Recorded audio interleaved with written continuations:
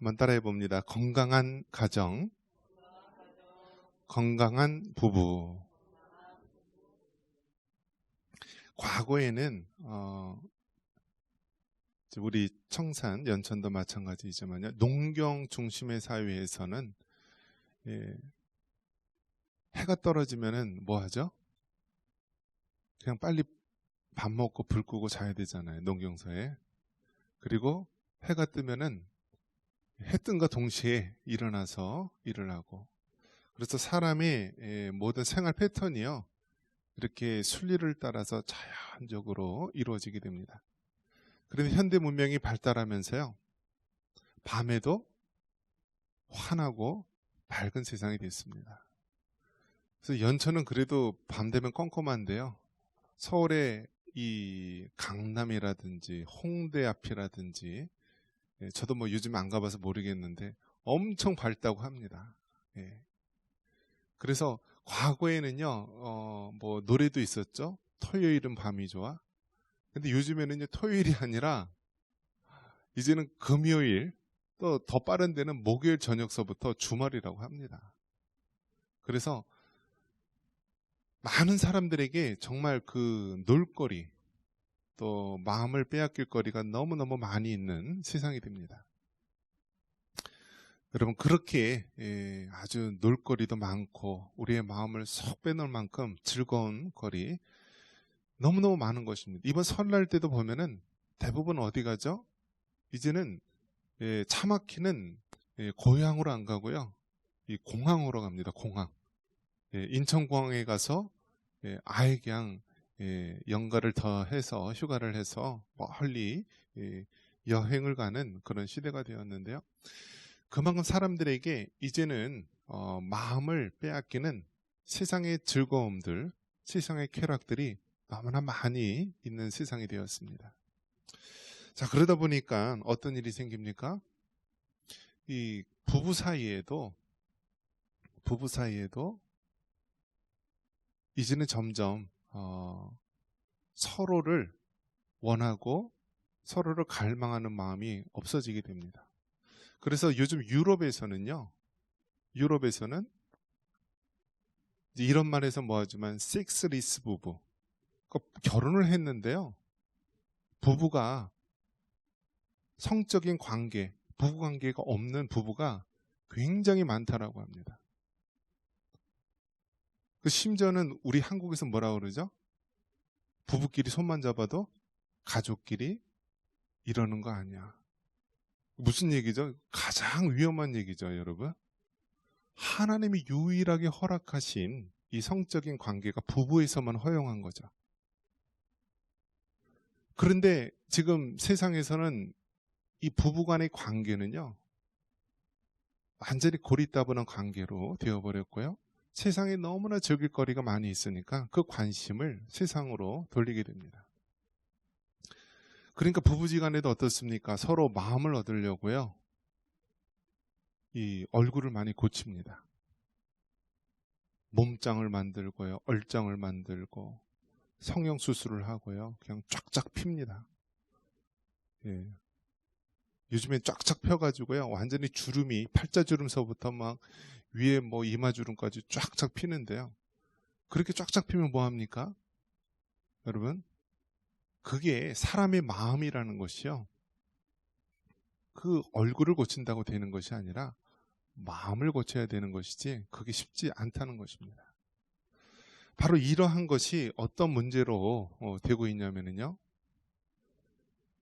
이제는 부부의 관계, 부부의 사이가 점점 망가져 가고 있고요, 다 세상 밖으로 이렇게 나돌게 됩니다. 정상적인 부부라고 하는 그런 관계에 있어서도요, 문제가 너무너무 많이 생기는 거예요. 자, 그런 것을 봤을 때 여러분, 정말 이 세대를 하나님께서는 다루지 말라고 이야기합니다. 로마서 12장 2절에 너희는 이 세대를 본받으라고 했어요? 본받지 말라고 그랬어요? 본받지 말고라고 말합니다.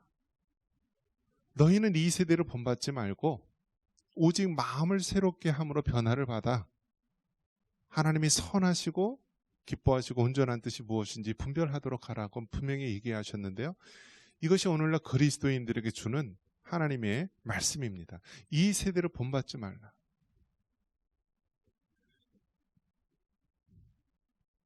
또 TV의 연예인 백일섭인가요? 그분도 이제 부부끼리 살 만큼 살았으니까 조론이라는 것을 얘기합니다. 조론. 이 조론이 여러분 무슨 뜻이죠? 결혼을 졸업하다 그래서 졸혼이라고 합니다. 졸혼. 그러니까 지금까지 부부끼리 아웅다웅하고 살았으니까 당신은 당신대로 알아서 살아. 나는 나대로 이렇게 알아서 살게 하면서 결혼을 졸업한다라고 합니다. 그게 여러분 성경적입니까? 사람의 마음이요. 그렇게 성인군자가 아닙니다. 성인군자가 아니에요. 성경에도 보면은 분방하지 말라고 그랬어요. 분방. 기도 이외에는 분방하지 말라. 그러니까 잠시 기도하는 시간을 위해서는 분방할 수 있지만 분방조차도 하지 말라. 왜냐? 너희가 절제 못함을 알기 때문이다. 사탄이 가만 놔두지 않는다라고 이야기합니다. 이것이 오늘날 우리 인간의 본성입니다. IMF 때라든지 경제적으로 어려울 때 어떤 일이 생겼냐면요. 부부가 있으면은 이제 경제적으로 막 차압이 들어오고 어려움이 들어오니까요. 그냥 부부끼리 합의 이혼을 합니다. 우리가 법률적으로는 이혼하지만 진짜 이혼한 건 아니야. 그러니까 우리가 그냥 가짜로 이혼해서 우리가 이 경제적 어려움을 서로 모면하자고 그렇게 이야기합니다. 그래서 그냥 우리는 진짜 부부인데 그냥 어쩔 수 없이 법적으로만 이혼을 하자. 그래서 했어요. 그랬더니 어떻게 됐을까요? 처음에는 그냥 평상시처럼 정상적인 부부처럼 살지만요. 좀 있으면요. 그게 바로 진짜 이혼한 거예요. 자, 이러한 모든 문제에서 우리가 정말 따라야 될 것이 무엇이냐면 성경대로 하나님 말씀대로 우리 예수님 말씀하신 대로 살면 그게 사는 길이고요. 이 세대를 따라가면은 그것이 바로 멸망하는 길이다라는 거예요. 멸망하는 길이다. 여러분 정말 아이러니 중에 아이러니가 무엇이냐면 초대교회 때 기독교를 그렇게 박해했던 로마가 어떻게 나중에는 이 몇 세대가 지나면서 기독교를 공인하고 또 기독교를 국교로 받아들이는 그런 나라가 되었을까? 그 비결이 어디냐면요. 여자 때문에 있었던 거예요. 여자 때문에. 그 당시 로마 사회가 전 세계를 지배하면서 엄청난 부와 굉장히 사회적으로 강한 나라가 되면서요. 사람들이 타락하게 됩니다. 그러면서 어떤 일이 벌어졌냐면요. 그 잘 나가는 로마의 대다수의 많은 여자들이요. 타락하고 다 그래서요. 다 쉽게 말해서 성병이 많이 걸린 거예요. 성병이. 여자들이 성병이 걸리고요. 막 온갖 좀 이런 지저분하고 모든 면에서 너무나 더러운 생활을 많이 하니까요. 로마에 있는 남자들이 그래도 기독교인 여자들은 그래도 다르구나. 기독교가 뭔지는 모르지만은 그래도 기독교인 여자들은 그래도 순수하고 정말 이 세상에 있는 그러한 타락한 사람들하고 다르구나라고 하면서요. 기독교인 아내를 한 사람씩 맞이하게 됩니다. 그러면서 왕족이나 귀족이나 이런 지도자층이요. 기독교인 여자를 아내로 받아들이면서요. 바로 그러면서 나중에는 그 로마가 초대교회 때 그렇게 기독교를 박해했던 로마가요. 나중에는 기독교로 완전히 사회가 바뀌게 되고 공인하게 되고 또 기독교 나라로 그렇게 바뀌게 됩니다.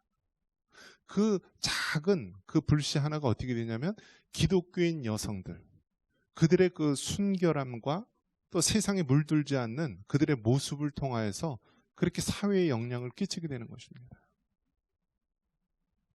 그런 면에서 봤을 때 여러분 정말 이 세대를 본받지 않고 하나님의 말씀은 정말 예전이나 지금이나 또 앞으로도 영원토록 우리가 지키고 따라야 될 바로 생명의 말씀입니다. 그래서 여러분 성경 말씀은요. 우리의 믿음의 기준이 될 뿐만 아니라 우리의 삶의 기준이 되는 것입니다.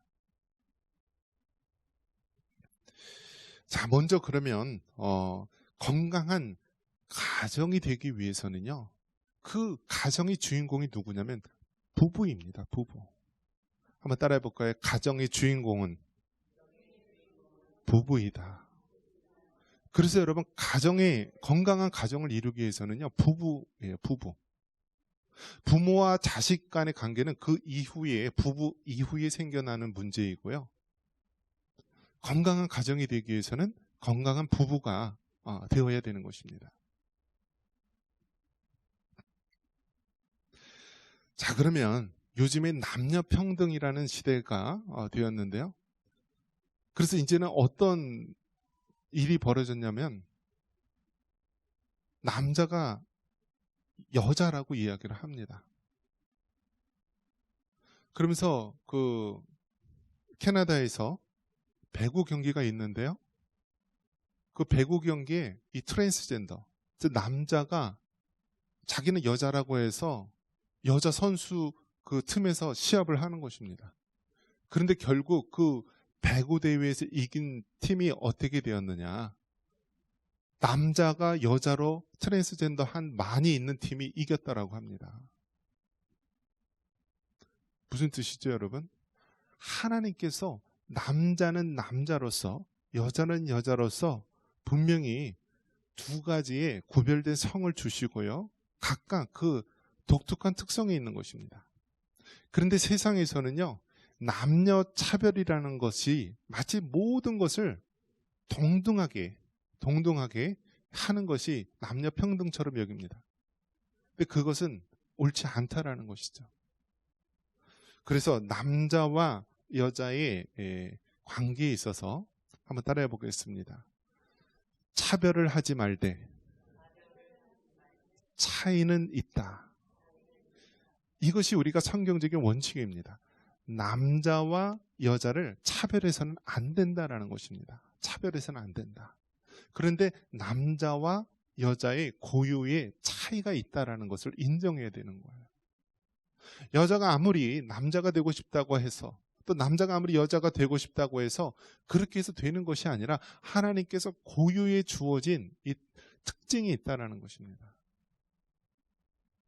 과거에 얼마나 우리가 남녀 차별을 많이 했습니까? 집안에서 형제들이 줄줄이 있으면은 여자들은 다 어디 갔었죠? 여상 갔잖아요, 여상. 왜 갔죠? 남동생들 대학 보내거나 그런데 하기 위해서 이 여자들은 아무리 똑똑해도요, 집안에 똑똑해도 그냥 대학에 보낼 생각을 안 하고 여상이 보내서요, 이 동생들이나 남자들 뒷바라지하는 역할이었습니다. 성기사님이 140여 년 우리나라에 왔을 때 보니까 여자들은 아예 사람 취급도 안 한 거예요. 사람 취급도 안 한 거예요. 지금 이제 저희가 이제 결혼해서 자녀들 낳았을 때요, 어떤 현상이 일어났냐면 성비가 깨지는 현상이 일어납니다. 그 성비가 왜 깨졌냐면 임신을 했는데 남자면은 낙태를 안 해요. 그런데 여자면 어떻게 해요? 낙태를 하는 일들이 비일비재하게 많았어요. 그러니까 성비가 이렇게 50대 50 비슷하게 나가야 되는데 남자아이들은 많아지고 여자아이들은 자꾸 줄어드는 거예요. 그래서 나중에는 임신했을 때 이 성비를 가르쳐주지 않도록 아예 법률로 그렇게 만들지 않았습니까? 아니 근본적으로 이 인간 사회에서는요, 차별하는 일들이 그렇게 많았어요. 지금도 전 세계에서 가장 차별하는 나라가 어디입니까? 이슬람권 아닙니까? 이슬람권에서는요, 여자들이요, 아예 그냥 살을 내놓고 살 수가 없어요. 그래서 얼굴에 차도를 뒤집어 쓰고요, 얼굴에 가리고 있어야 되는 거예요. 그걸 만약에 가리지 않고 갔다? 그러면 돌팔매매질을 해서 죽어도 아무 소리 못 하는 것입니다. 그리고 아예 교육도 못 시키게 하고요. 그리고 뭐 어떤 나라에서는 여성이 운전하는 것도 할 수 없게 만들고 여성이 외출할 때는 꼭 남성과 동행하도록 하는 것. 이것이 이슬람 법인데요. 왜 요즘 사람들, 요즘 여자들이 그 이슬람을 좋아하는지 이해할 수가 없어요. 여자에게는 지역과 같은 것이 이슬람 법이고, 부인을 3명, 4명씩 둬도 아무런 제재할 수 없는 것이 이슬람 사회인데, 버젓한 현대사회, 과학문명 사회에서도요, 이러한 차별적인 일들이 일어나고 있습니다. 자, 그러면 이 성경에서는 남자와 여자 똑같이 그 본질은 같은 거예요. 본질은 같은 거예요. 하나님의 형상대로 지음받은 존귀한 자다라는 사실. 그런데 그 차이가 있다라는 거예요. 차이가. 남자는 남자로서의 차이가 있고 여자는 여자로서의 차이가 있음을 우리가 인정을 해야 되는 것입니다.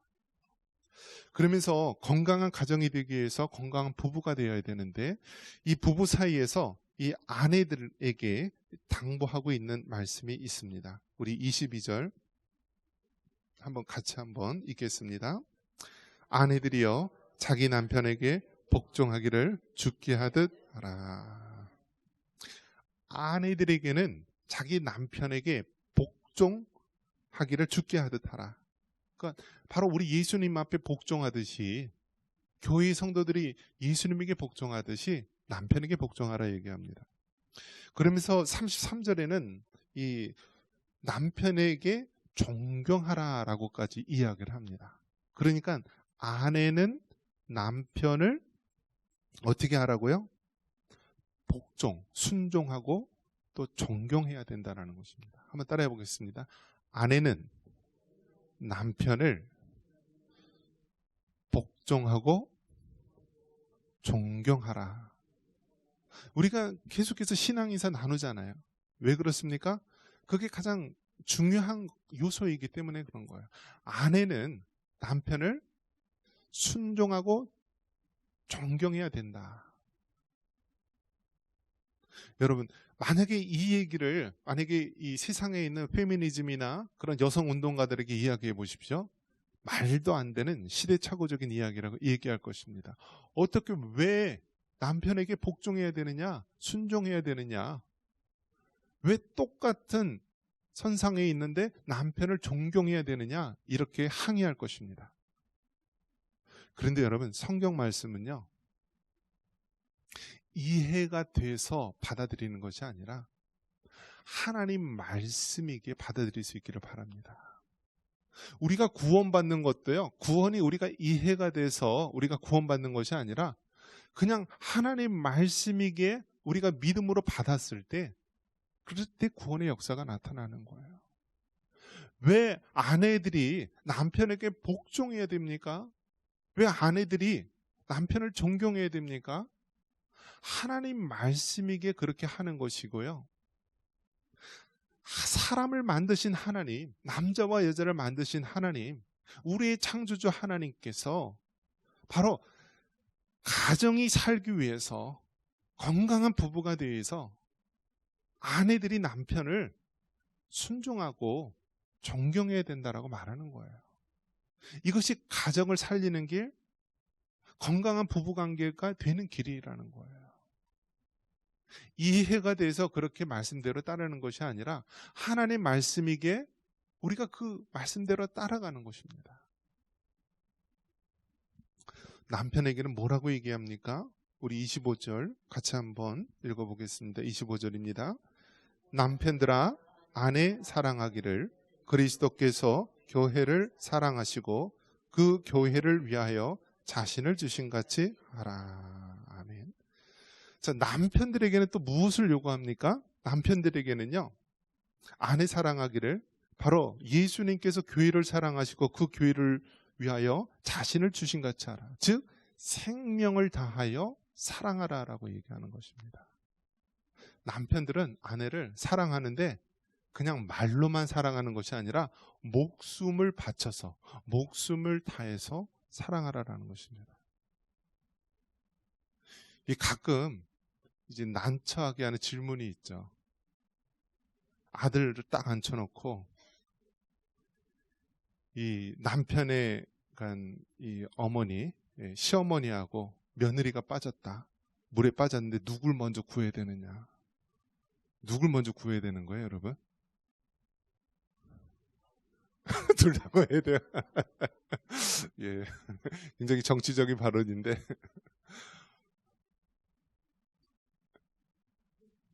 예, 시어머니가 빠지고 며느리가 빠져. 여러분 한번 고민해 보십시오. 예, 어느 분을 먼저 한 명만 선택하라 그러면 어느 분을 먼저 해야 될지. 예. 남편이 예, 아내를 사랑하는데 그 사랑이 생명을 다해서 사랑하라고 이야기합니다. 그래서 비유로 어떤 비유를 하냐면 예수님께서 교회를 위해서 교회의 성도들을 위해서 십자가에 달려 죽으신가 같이 그렇게 아내를 사랑하라라고 얘기합니다. 여러분 정말 이 남자와 여자의 이 관계에 있어서 아내는 순종하고 존경하는 것, 또 남편은 목숨을 다해 사랑하는 것. 정말 이 두 가지 어느 것 하나 쉬운 게 없죠. 쉬운 게 없습니다. 자, 그럼 여러분에게 한번 또 질문을 한번 드려보겠습니다. 아내가 먼저 순종하고 존경해야 됩니까? 아니면 남편이 먼저 죽기까지 사랑해야 됩니까? 예, 우리 장로님은 역시 예, 깊이 생각하셔서 이렇게 하는데 어떤 분들은 이것 때문에요 싸우느라고 해결이 안 나요. 해결이 남편이 먼저 해야 된다라는 사람이 있는가 하면 아내가 먼저 해야 된다라고 이야기를 하는 사람이 있어요. 여러분 아내가 먼저 자기를 순종하고 존경하는 마음이 있어야지 남편이 아내를 위해서 그래도 죽기까지 사랑하는 척이라도 하지 순종하지도 않고 존경하기는커녕 뭐 이런 모습인데 어떻게 사랑하느냐.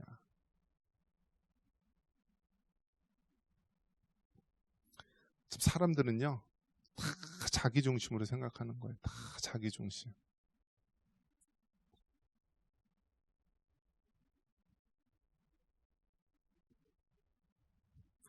그래서 여러분 이 부분을 봤을 때요 어려운 부분이에요. 어려운 부분. 요즘과 같이 여성운동과 페미니즘 운동 막 이런 거 하는 사람들 보면은요 이런 얘기하면은요 성차별적인 발언이라고 해서 발언도 못하게 합니다. 그런데 여러분 누가 먼저 하는 게 그게 중요한 건가요? 예수님께서 너 나에게 순종하고 존경하면은 내가 십자가 달려 죽을게 그랬습니까? 이게 인간의 그러한 생각으로 되는 일이 아니지 않습니까?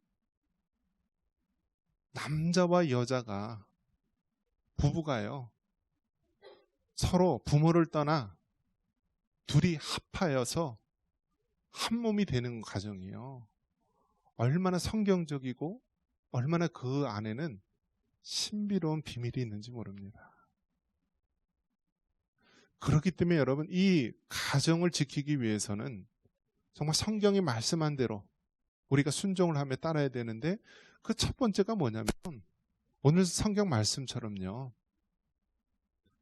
아내들은 남편을 순종하고 존경해야 된다.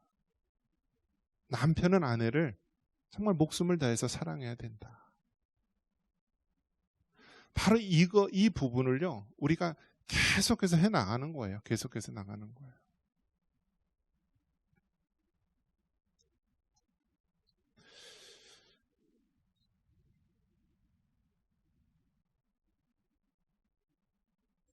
나이가 들어서도요 우리가 함부로 이 육체적으로 이 분리되는 거에 대해서는 우리가 정말 철저하게 예, 고려해야 된다라는 거. 어떤 분은요 부부 사이에 코를 많이 건다고 해서 쫓아내는 사람이 있어요.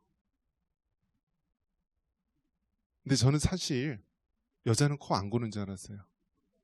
근데 여자도 코 골도록 하나님 만드셨더라고요. 다 피곤하면 골고 나이가 들면 골고. 근데 여러분 정말 부부간에요 사랑하면은요 그 코 고는 소리도 자전거로 들릴 수 있고요. 그 주파수가 친근하게 들릴 수도 있는 거예요. 그러니까 이게 발로 차서 내쫓는 것이 아니라 그럴수록 어떻게 해요? 같이 있어야 되는 거잖아요. 그래서 여러분 나이가 들수록 조론이라는 것은 정말 비성적인 것이고요. 같이 있어야 되는 것입니다.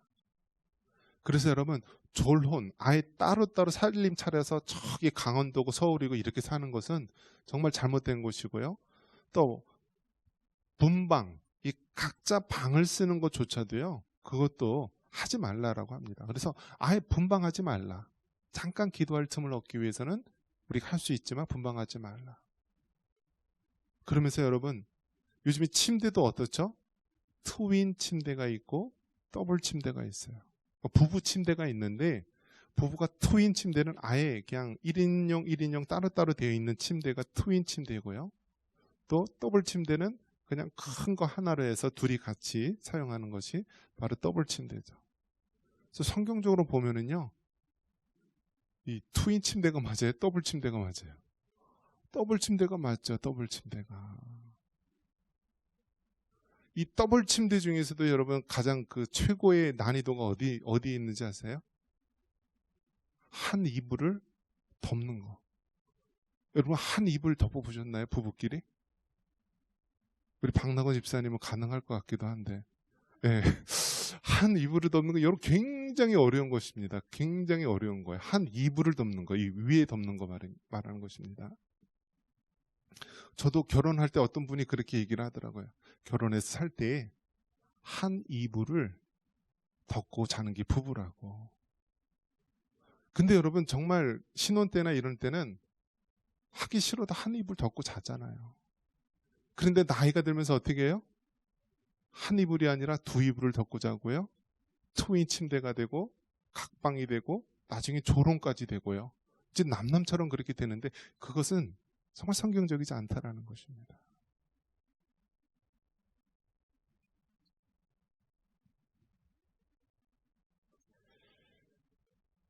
말씀을 정리합니다. 건강한 가정이 되기 위해서는요. 건강한 부부관계가 있어야 됩니다. 아내는 남편을 순종하고 존경해야 되고요. 남편은 아내를 마치 예수님이 교회를 위해서 십자가에 죽음과 같이 목숨 다해 사랑해야 되는 것입니다. 세상에 아무리 동거문화가 발달하고 조론이다고 이야기하고 세상의 쾌락에 빠져 있지만은요. 교회에서는 성경적으로 여러분 지킬 수 있기를 바랍니다. 여러 가지 사정으로 인하여서 같이 못 있는다면은요. 기도하십시오. 지금 현재 각방을 쓰던 하여튼 여러 가지 관계에 의해서 우리가 한 이불을 덮고 자지 못한다라고 한다면 여러분 기도해야죠. 언제 기도해요? 기도하면서 하나님 정말 결혼 전에는 죽고 정말 헤어져서는 못 살 것처럼 그렇게 했는데 정말 우리 부부가 위기에 있고 우리 가정이 어려움에 있습니다. 그래서 기도해야 되는 것이죠. 언제까지요? 정말 합방을 하고 한 이불을 덮을 때까지 기도해야죠. 그러면서 참으로 우리 건강한 부부관계가 됐을 때 바로 하나님께서 우리 가정을 건강한 가정으로 기름 부어 축복해 주실 줄 믿습니다. 가장 어려운 게요. 가정사역이고요. 가장 어려운 게 부부사역입니다. 여러분 이 가정사역에 승리할 수 있는 여러분 되시기를 주님의 이름으로 축원합니다.